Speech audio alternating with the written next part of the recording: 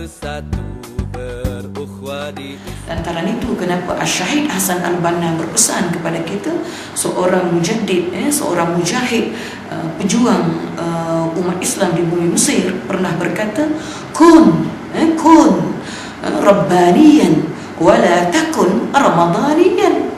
Jadilah kamu orang yang sentiasa membesarkan Allah dalam setiap inci kehidupan kamu walaupun Ramadan telah berlalu. Jangan kamu jadikan diri kamu hanyalah Ramadaniyan, maknanya melakukan amal ibadah tetapi berkala, bermusim.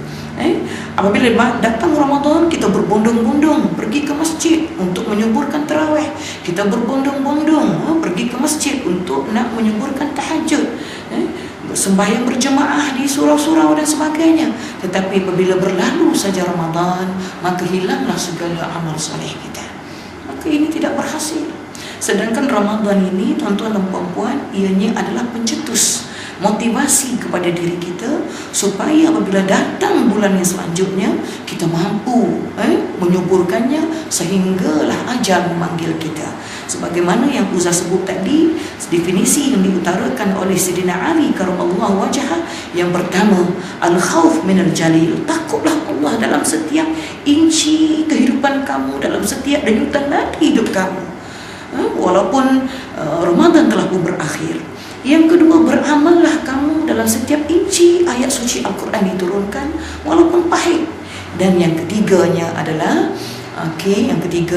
bersiap sedia kamu dengan amal soleh kamu, sebelum kamu berhijrah masuk ke alam yang lebih kekal abadi, iaitulah ke alam barzakh.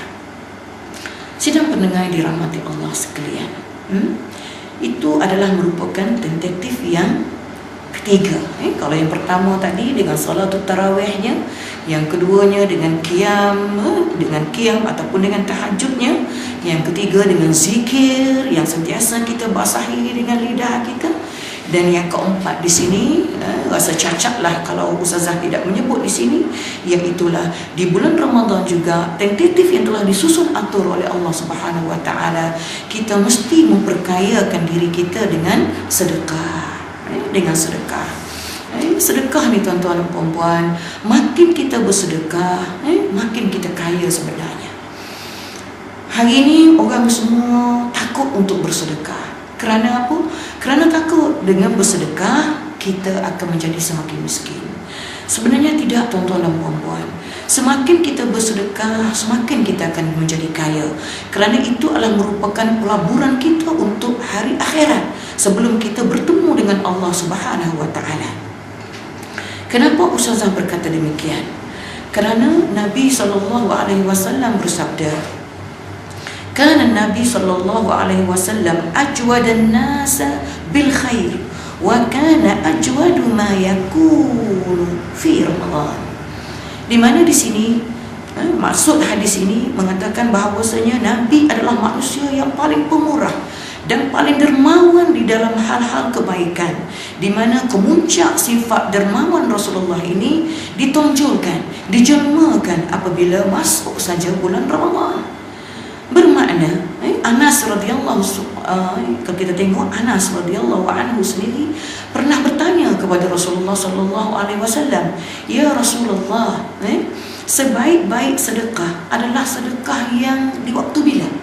Sebaik-baik sedekah adalah sedekah yang macam mana? Yang ditanya oleh Anas kepada Rasulullah sallallahu alaihi wasallam, dan Rasulullah menjawab di sini dengan lafaznya afdhalus sedekah fi Ramadan. Jadi tuan-tuan dan puan-puan, maknanya sebaik-baik sedekah adalah sedekah pada bulan Ramadan. Kerana puasa adalah merupakan junnah. Kalau kita tengok dalam hadis yang berikutnya, Nabi menyebut asyam junnah. Puasa itu adalah merupakan perisai. Wasadaqah tudfi'ul khati'ah. Dan sedekah ini tuan-tuan dan puan-puan, dia boleh memadam segala kesalahan-kesalahan dosa yang kita lakukan, seperti mana air ia memadamkan api.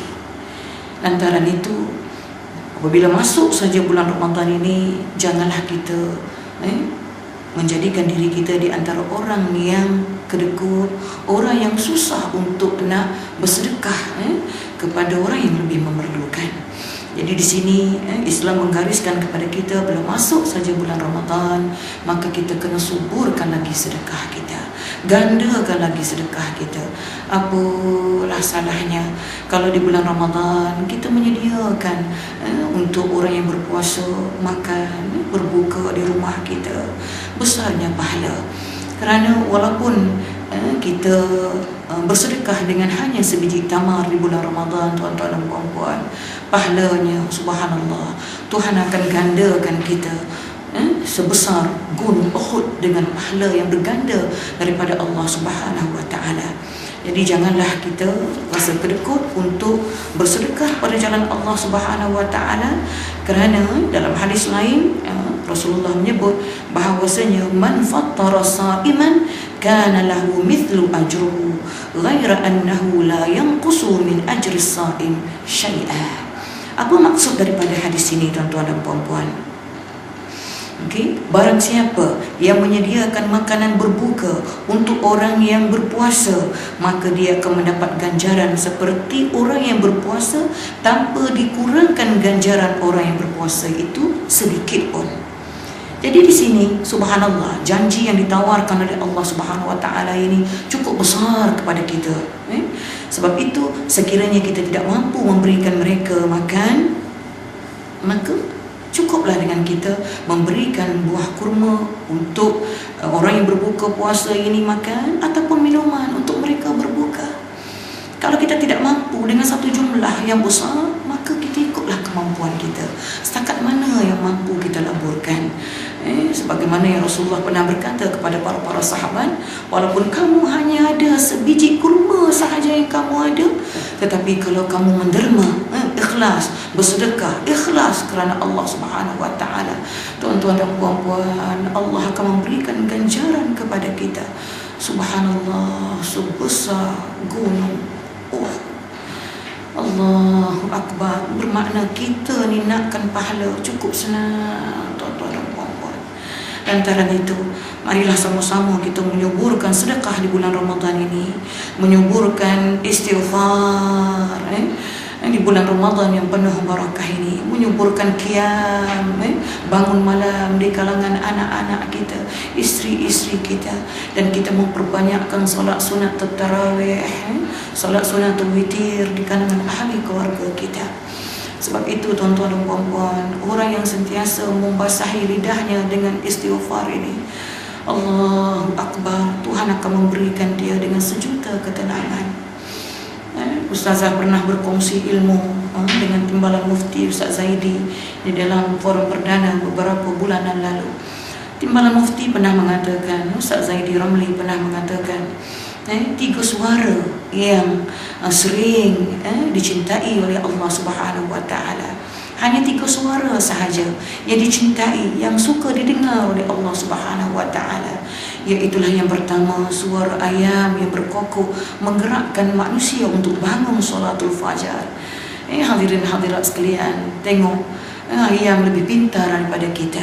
Dia yang mengejutkan kita supaya bangun pagi, di awal-awal pagi, menggerakkan diri kita supaya bangun membesarkan Allah.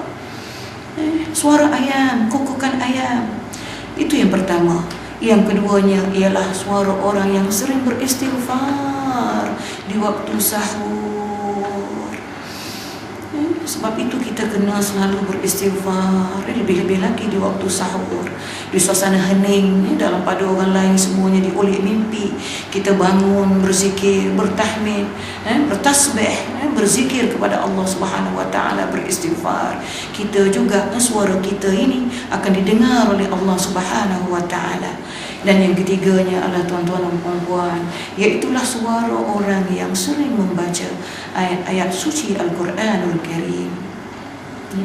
Antara itu, adakah kita, adakah suara kita ini, tuan-tuan dan puan-puan, termasuk di dalam 3 golongan suara yang dicintai oleh Allah Subhanahu